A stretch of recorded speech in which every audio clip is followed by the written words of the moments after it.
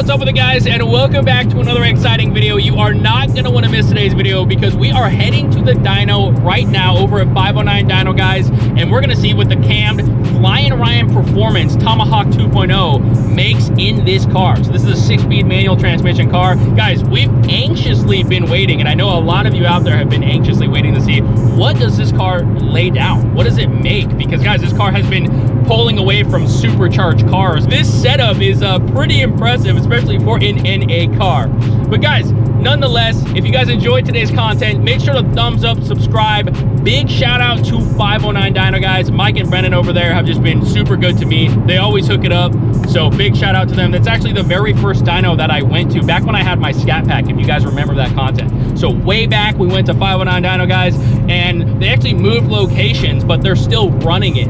So big shout out to them. And if you guys need to reach out to Flying Ryan Performance, that actually, you know, this is his camshaft, or you need to reach out to Matt from Wicked Auto Repair that actually did the work on this car. If you guys are on the west side, I'm going to put all their business information below in the description. So go ahead and reach out to them, check out the websites to find everything that you need for your Hemi. Anyways, guys, let's go have some fun. Let's dyno the Scatpack. Let's see what it lays down. It's going to be an awesome day. Let's get it. All right, everyone, so we actually just got to 509 Dyno, guys, but before we actually get the car on the dyno, we wanted to go over the full setup for some of you newcomers to the channel, just so you know the full setup on the car. So Trevor, go ahead and tell us what's the full setup. So going over the setup, we got the JLT intake, got the 87mm ported throttle body from MMX, obviously Flying Ryan Tomahawk 2.0 full cam kit, along with forged drop-in rods and pistons. I swapped out the injectors for 525cc injectors from FIC, and then we have a set of Stainless Works long tube headers attached to a full catback exhaust from Borla. And you're running what fuel? 92 octane. So guys, basically the only thing that hasn't really been touched on the car is there's no like ATI underdrive pulley, and also there is no ported intake manifold. So that's still running the stock intake manifold. So guys, the stock numbers on this car, I think we're right around what? 419 stock.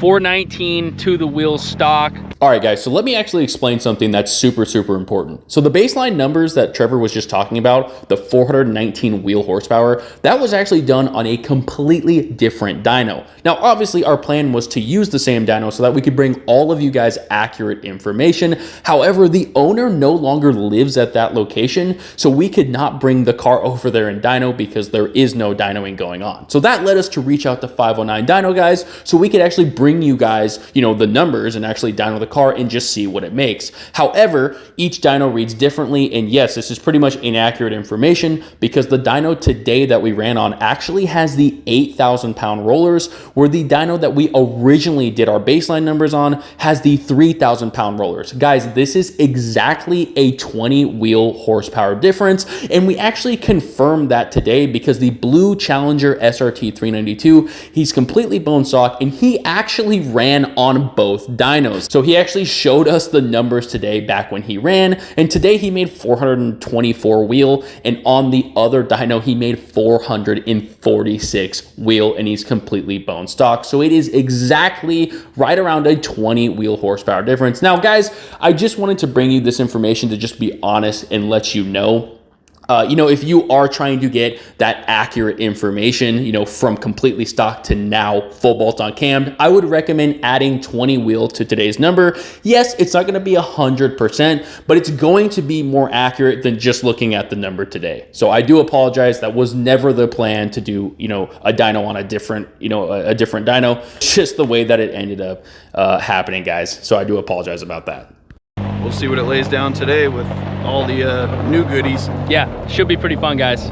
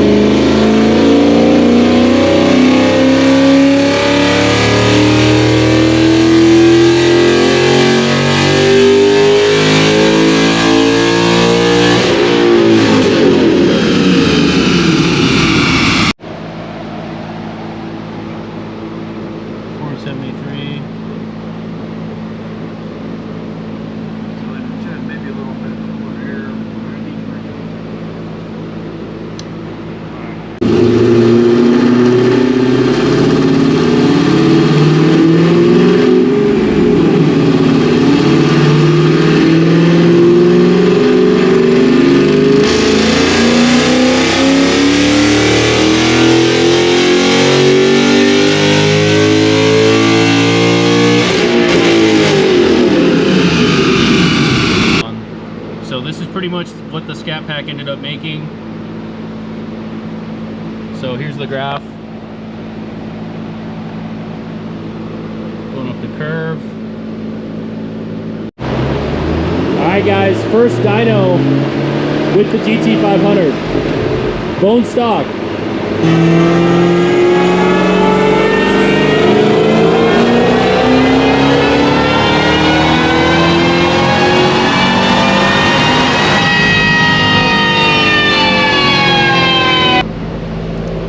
Peak torque was about 450, 449. 449, 450, okay. Yeah, so there's the peak.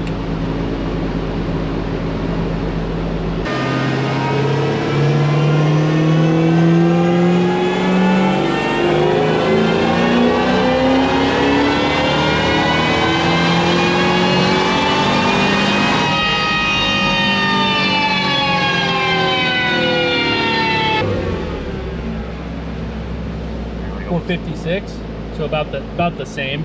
they're like identical. Huh. Okay.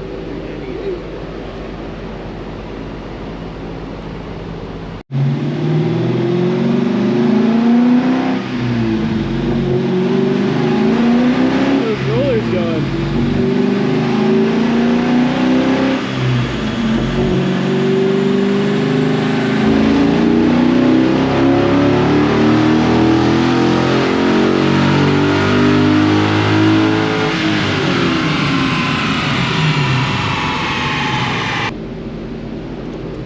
$424.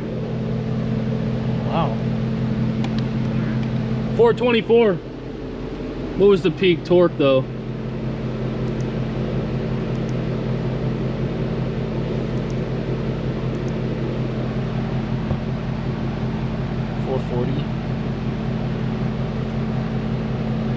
All right, everybody, so we actually just left the dyno and the car made right around 477 to the wheels. Now let's explain a few things because this number is a little bit lower than what we expected. However, this dyno is not the original dyno that we got the baseline runs on. Now, that owner does not live over there anymore. He does not have that dyno from what we've been told. We tried to reach out to him to get this car on the dyno because that would be, you know, as accurate as we wanted it to be. Same dyno, same setup, everything like that. But he's not out there anymore. So what we had to do is we went to 509 dyno guys. Now, the difference between these dynos is the one today has 8,000 pound rollers and the other one only has 3,000 pound rollers. Now, there's about a 20 wheel difference. Now, some of you guys might ask, how is there a 20 wheel difference and how do you know that? Because the blue Challenger that dynoed today has dynoed on both dynos. He pulled up both of his numbers back when he was at the other dyno that we originally ran on and the dyno today, and there was like a 21, 22 wheel horsepower difference.